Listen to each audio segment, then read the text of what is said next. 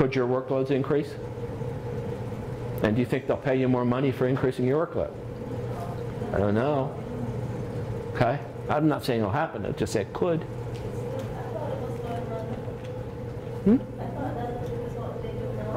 Yes, they do that now. I suppose you could say you're already working so many hours you can't work anymore. So I'm probably right. I have a good example about going up against a physicians group. I just started RMU, but I don't really like the library system. It doesn't have what I want. Our library? Yeah, electronic library. So I knew. What do you want? What do you want? I want access to all the American psychiatric journals, and so a whole bunch of psychiatry journals. Fran Kaplan. Okay. K-A-P-L-A-N. Well, I went and realized. Email her. Okay. What I found out was I could get to this site that had everything I could want, and if you were a physician, you would spend like $100-some to $200 for access for a year. If you're not a physician, it's $500-some. Yeah. And you had to be a member of the American Psychiatric Association in training to try to access the site. And so I called up and said, why can't I join? Yeah. You know, I'm in psychiatry just as much as they're in psychiatry. And they said, oh no, physicians only. You have to pay more to join. You have to be a psychiatrist to join our organization. Up to date, it's the same thing. But it's just strange. Up to date, it's the same thing. Yeah, they did. I was able to trip up to date. And actually I have student rates on that. Yeah, they have student rates, but they don't, once you're not a student anymore, they charge physicians and then fees completely different rate. Yeah. Is that price discrimination? Absolutely. Yeah. But it's just strange. You were talking Yeah. about on a small level, just reimbursement on education, but it's everywhere. And how do you become part of the club? Would you email me that? Sure. Because I'll take a shot at getting that dealt with. Okay, great. Okay? Advocacy can contribute to success and power. If you learn how to influence the system, you can win. And then some questions about, are there other ways other than advocacy as we know it to make an impact? So that's what I want to talk about in this segment. Tons of advocacy groups. You belong to any? You belong to the ANA. What's the nurse practitioner one? The what? You belong? You belong? Okay. Who do you think's the best advocate out there? Let's talk healthcare. I'll be real specific. I claim they're the worst. And I can prove it. Insurance is very good. I claim there's a group better than insurance. At least one, maybe two. I think the AHA, by the way, is doing real well, and they fly well below the radar. They get everything they want, and you never hear about them. And do people think hospitals are greedy? You work there. Do you think the public thinks they're greedy? Yes. Oh, that's a shift. That's sad. It's true, probably. Do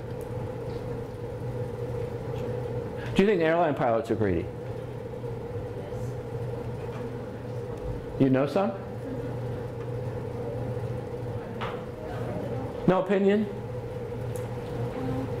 Do you think they're interested in safety? I hope so. I don't think so, because there's life in danger.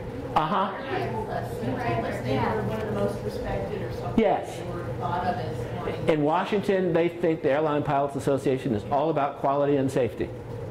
And they are a tough union on a per hour basis, although their pays dropped $10,000 a year in 5 years. But on a per hour basis, they make more money than health economists. How about AARP? What do you think? You think they're neat? Good, nice people? The what? AARP is. Go to their website. They have a deal with United Healthcare and Aetna to offer Medigap insurance. I belong to them. I think they're great. There you go. How about the Medical Association? You get all kinds of discounts. Yeah.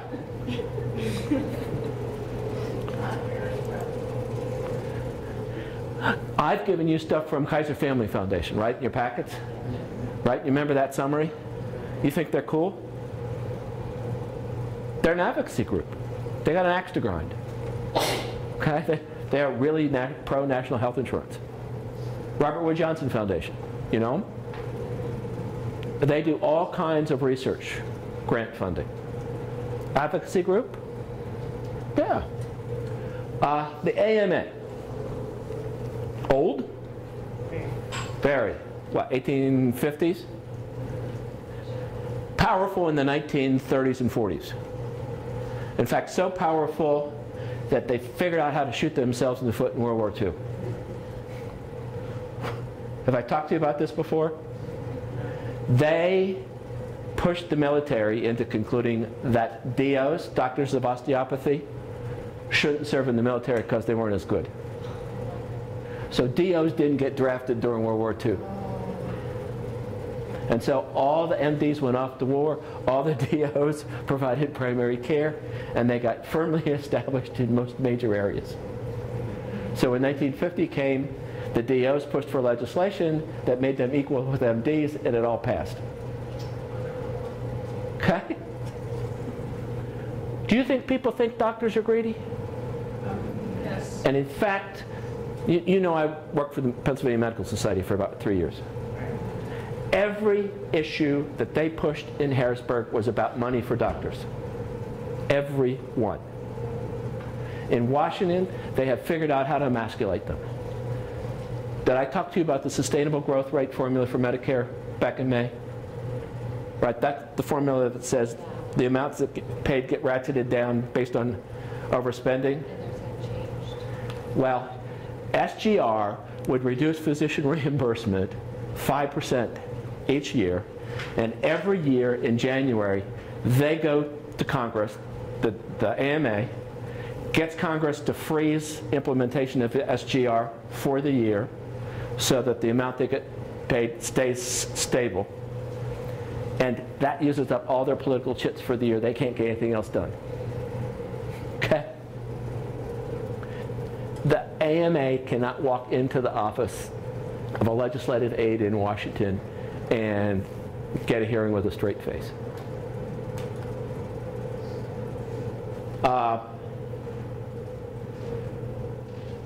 I think that the specialty societies have a whole lot more credibility in Washington and Harrisburg than the AMA or the Pennsylvania Medical Society or these other state societies. What about inmate groups that lobby? Are you aware of what the impression or opinion is of them? I don't know they're doing that much yet. They're doing some. Yeah. Yeah, and I think they're doing some, and that's actually what I'm going to try to talk about some, is if you're going to lobby, don't lobby just for money. If you go lobby just for money, you lose credibility. Right? Do it like the airline pilots. Go lobby for quality and make the case that if you don't get paid enough, the quality is going down. So let's keep quality up, and let's not underpay nurse practitioners. Which is true, by the way. If you think about it, if you underpay, right? My classic question is, who do you want to underpay? A Supreme Court justice or a baseball umpire or an NBA referee? Which one of those do you want to underpay? It's a trick question. The answer is none of them. Because they'll figure out how to cheat by taking money on the side. Right? Do you want the best people going into primary care? Then we should pay like it.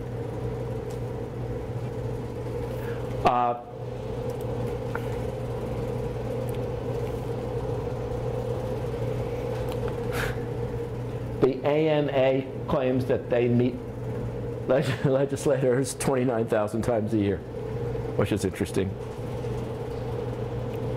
Yeah. Do you know this? What's the scope of practice bill?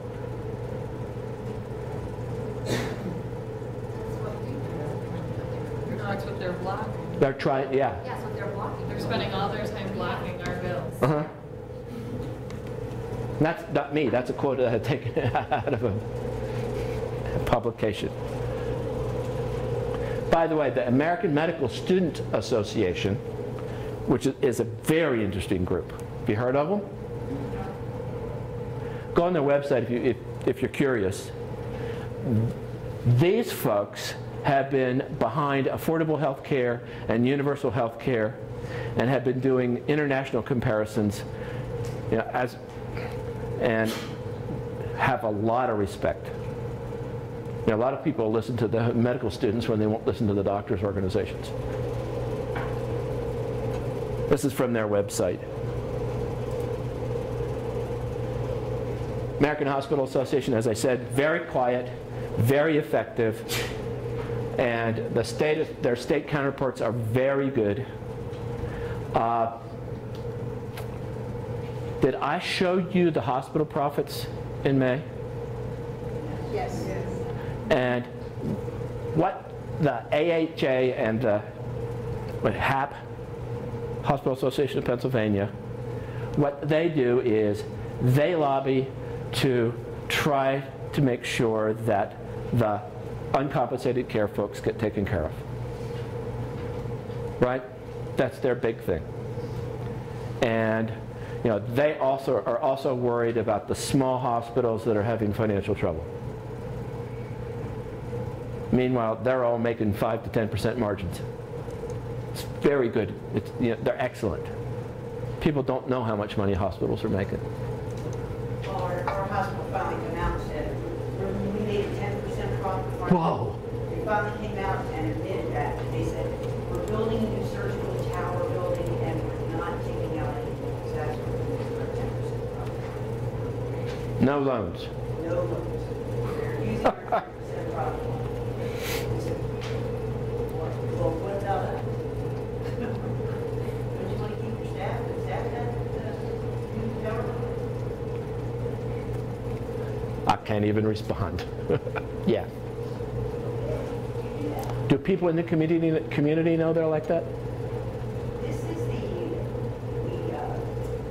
consultant group that came from FTI Okay. to run our Reading Hospital. Yes. Well, I know that group.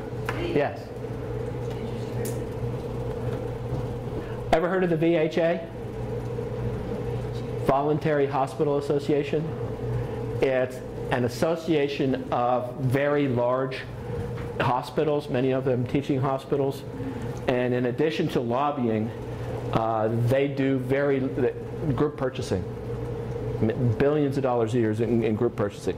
FAH, Federation of American Hospitals, it's the lobbying organization for for-profit hospitals, and one of the things that comes to mind is when these folks get a lot of stuff passed through Congress and you haven't heard of them, to me that means they're very effective.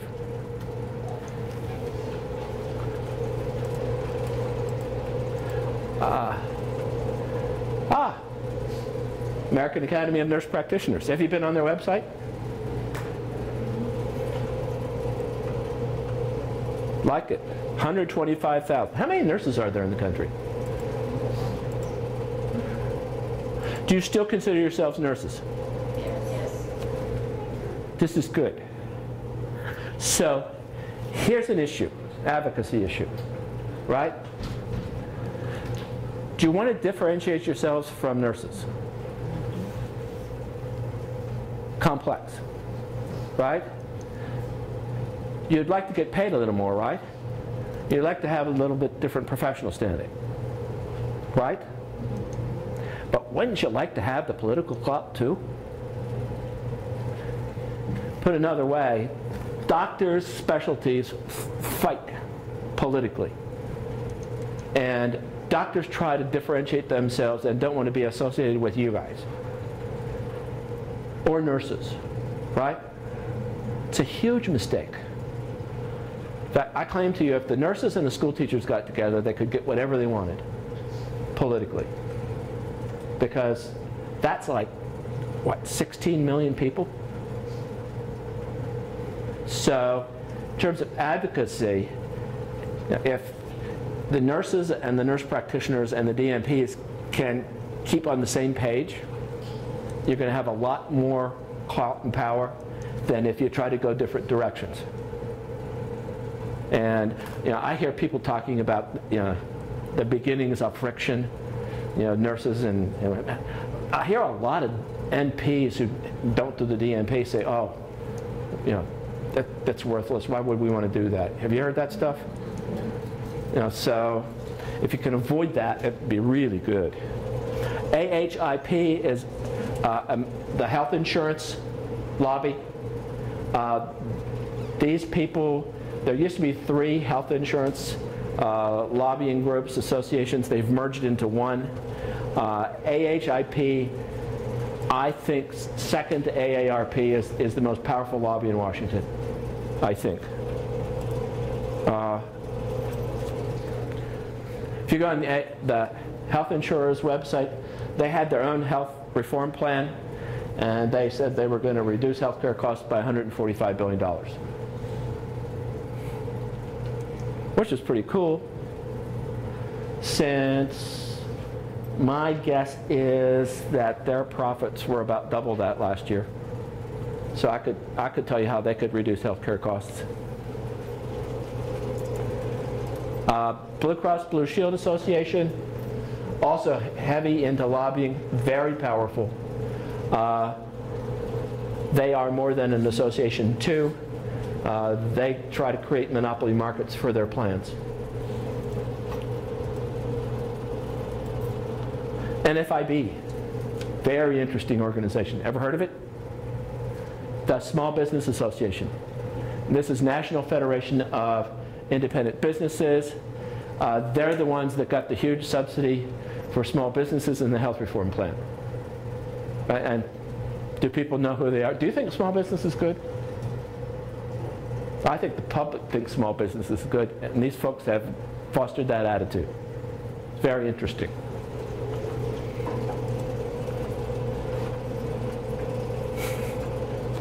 This is from their website. Tongue in cheek, I claim they're modest. They call themselves a powerful association.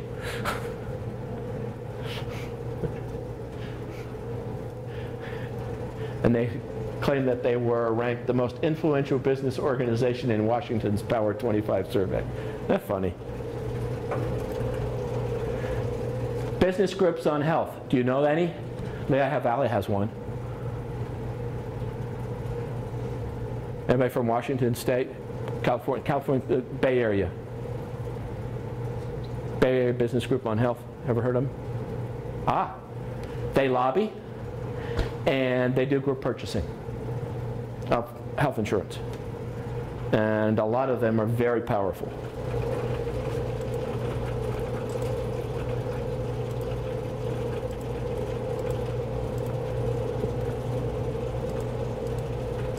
Oops.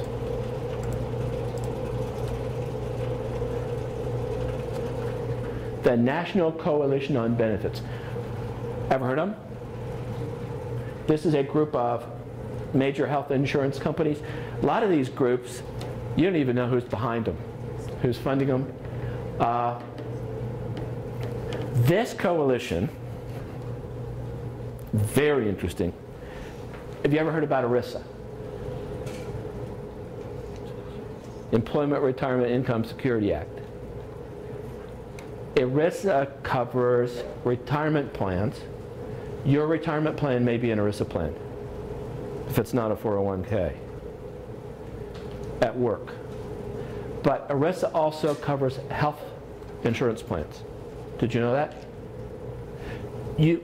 Once a year you get when it's time to renew your health insurance, you get a summary plan description. That's under ERISA. Now, if you're in an ERISA plan, that's federal. And the federal law says ERISA preempts state law because it's federal.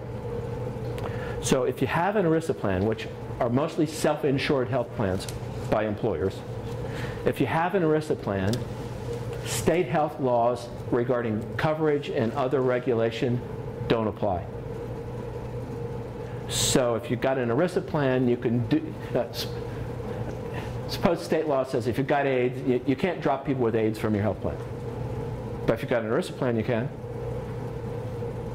So basically, anything goes with an ERISA health plan. A bill was introduced as part of health reform to require ERISA health plans to meet consumer disclosure requirements under state law and other stuff. And this group went in there to make sure that nothing in health reform changed anything regarding ERISA. And they won. Nothing in health reform changed ERISA. You remember the consumer rights stuff 10 years ago? There was a lot of, in fact, one presidential administration, I think Clinton, even early Clinton, were pushing for a Bill of Patients' Rights. This is a group that opposes the patients' rights bills. So, very powerful.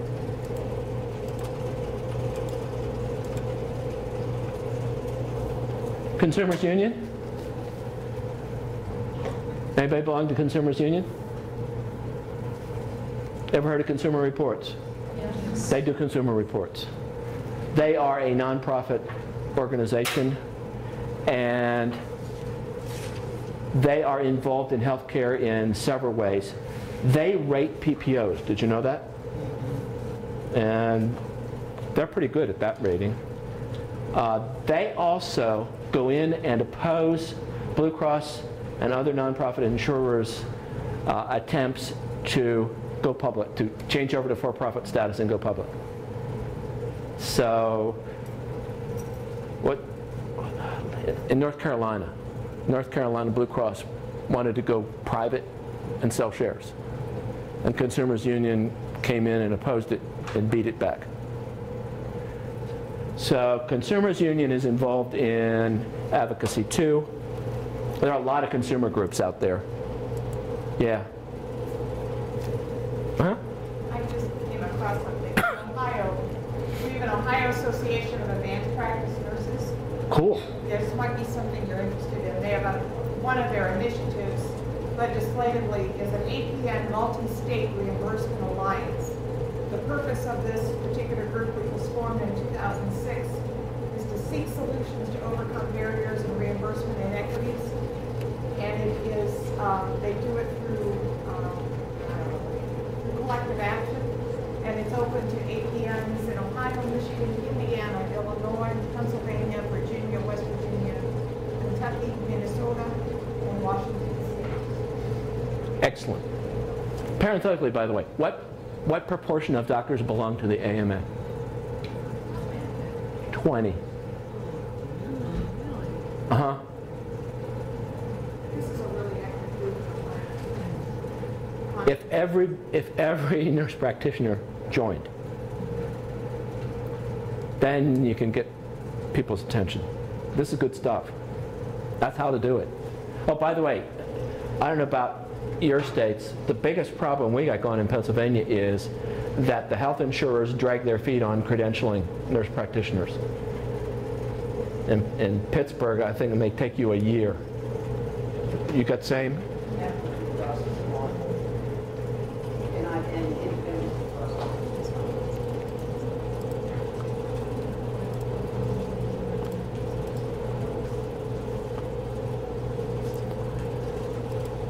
National Coalition on Healthcare Quality. Heard of them? Is that Don Berwick's group? I think.